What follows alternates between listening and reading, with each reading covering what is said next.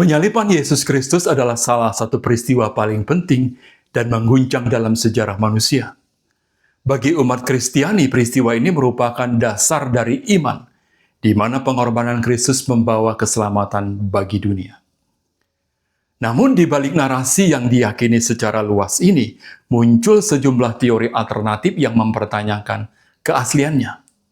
Salah satu teori yang cukup kontroversial menyatakan bahwa bukan Yesus yang disalibkan, melainkan seseorang yang menyerupainya atau menggantikannya. Pandangan ini menimbulkan spekulasi dan perdebatan panjang hingga hari ini.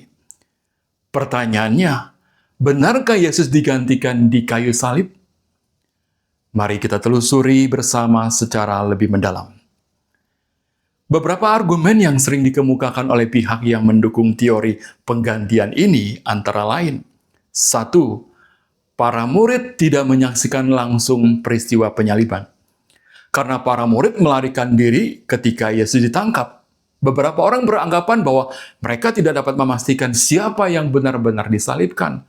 Injil Matius mencatat lalu semua murid itu meninggalkan dia dan melarikan diri, Matius 26 ayat 56. Kedua, Yesus tidak langsung dikenali setelah kebangkitannya. Beberapa pihak menunjukkan bahwa penampakan Yesus setelah kebangkitannya tidak langsung dikenali oleh para pengikutnya. Contohnya, dua murid di jalan ke Emmaus tidak mengenalinya, Lukas 24 ayat 13-35, dan Maria Magdalena mengira dia adalah tukang kebun, Yohanes 20 ayat 15. Bahkan sebagian murid meragukan penampakannya di Galilea, Matius 28 ayat 17. Ketiga, Yesus diduga digantikan oleh Simon dari Kirene atau Yudas Iskariot.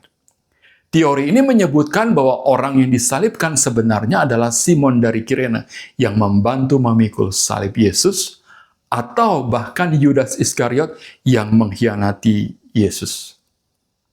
Meskipun teori-teori ini menarik bagi sebagian kalangan, namun secara historis dan teologis teori tersebut memiliki banyak kelemahan, kejanggalan, dan bertentangan dengan kesaksian Alkitab maupun bukti-bukti sejarah.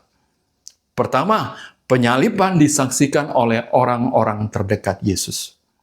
Meski para murid melarikan diri, Injil Yohanes mencatat bahwa beberapa orang terdekat Yesus, termasuk ibunya, Maria, menyaksikan langsung penyaliban, Yohanes 19 ayat 25-27. Bahkan Yesus sempat berbicara dari atas salib kepada ibunya dan murid yang dikasihinya, Yohanes. Kedua, Yudas Iskariot tidak mungkin menjadi pengganti Yesus. Alkitab memberikan catatan yang jelas tentang kematian Yudas. Dalam Matius 27 ayat 3-5 dikatakan bahwa Yudas menggantung diri karena penyesalan. Kisah Para Rasul 1 ayat 18-19 menyebutkan bahwa tubuhnya jatuh dan terbelah. Hal ini membuktikan bahwa Yudas sudah meninggal tak lama setelah pengkhianatannya, sehingga tidak mungkin menggantikan Yesus disalib. 3. Simon dari Kirene hanya memikul salib, bukan disalibkan. Markus 15 ayat 21 mencatat bahwa Simon dari Kirene dipaksa memikul salib Yesus, bukan menggantikannya di kayu salib. Alkitab tidak pernah menyatakan bahwa Simon disalibkan. 4. Teori pengganti tidak dapat menjelaskan kebangkitan Yesus. Jika Yesus tidak benar-benar mati, maka kebangkitannya hanyalah kebohongan besar.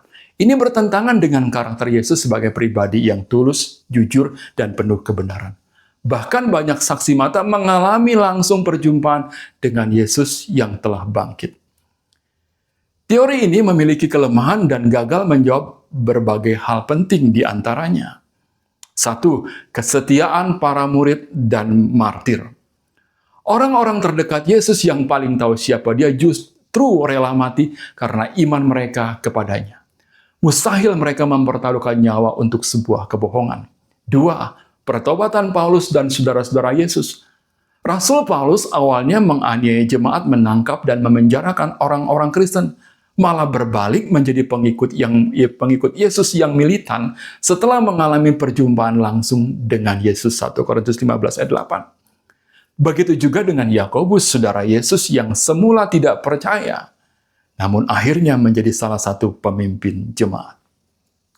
Lalu, bukti mukjizat setelah kebangkitan Kebangkitan Yesus, di mana dia menampakkan diri kepada banyak orang dan terjadi berbagai mukjizat seperti turunnya Roh Kudus pada hari Pentakosta yang menjadi bukti kuat kebangkitannya.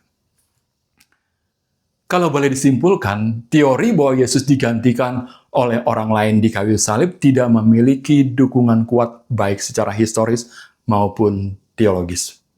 Sebaliknya, kesaksian Alkitab dan sejarah gereja sejak awal dengan jelas menegaskan bahwa Yesus benar-benar disalibkan, mati, dan bangkit pada hari ketiga. Penyalibannya bukan hanya fakta sejarah, tetapi inti dari Injil, kabar baik tentang kasih Allah bagi dunia yang berdosa. Kematian dan kebangkitan Yesus menjadi bukti tertinggi dari kasih dan kuasa Allah.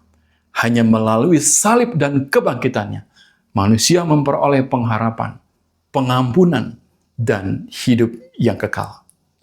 Dengan demikian, bukan hanya penyaliban Yesus adalah nyata, real, tetapi juga merupakan dasar kokoh bagi iman kita kepadanya sebagai Juru Selamat dunia. Kiranya kita semua boleh diberkati melalui pembahasan ini. Apabila Anda ingin memberikan pesan, tanggapan, atau pertanyaan, silakan tuliskan dengan baik dalam kolom komentar. Sampai bertemu lagi dalam topik menarik berikutnya. Tuhan Yesus memberkati.